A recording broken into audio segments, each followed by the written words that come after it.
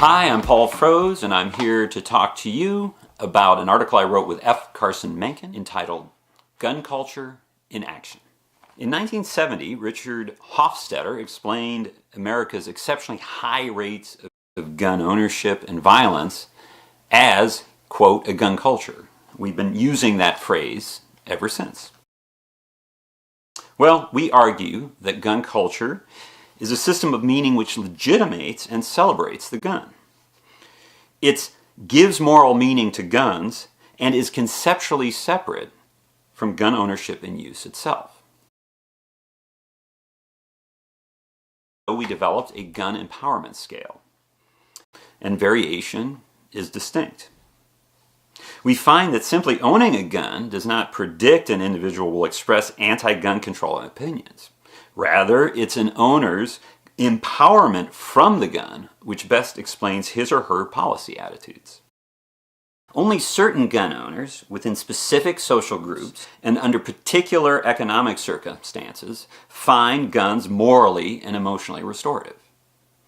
It is these social contexts which trigger a need for moral meaning and an attraction to frontier gun mythology. They also ultimately determine an American's perception of guns and their importance to self and society. What we were interested in was comparing people who are low on gun empowerment to people who are high on gun empowerment. And what we found were some stark differences. Gun owners who are high on the gun empowerment scale are more likely to be white, more likely to be male, more likely to have been threatened by a gun. And I think what's very important here is they're the group that's most likely to have economic precarity, in other words, fear of their financial future, and also feel social alienation or loneliness. They also tend to be very conservative in their politics, and this group overwhelmingly voted for Donald Trump. The biggest difference in usage between people who are high in gun empowerment and those on low are that people who are high on the empowerment scale are much more likely to own semi-automatic weapons, which they say they need for protection. Also, their attitudes are quite different from the average gun owner. They are quite opposed to any kind of gun control legislation, and they believe that guns are a good way to help solve social problems. So, for instance, arming teachers in schools would be considered a way to stop gun violence in school.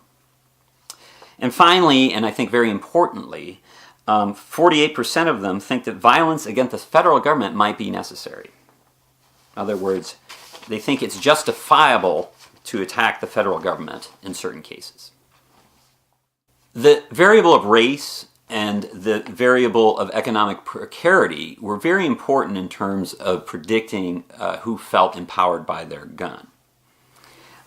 If the top line shows that white gun owners, when they feel economic precarity more, so in other words, they worry about their financial future or their financial present, they are much more likely to feel empowered by their weapon.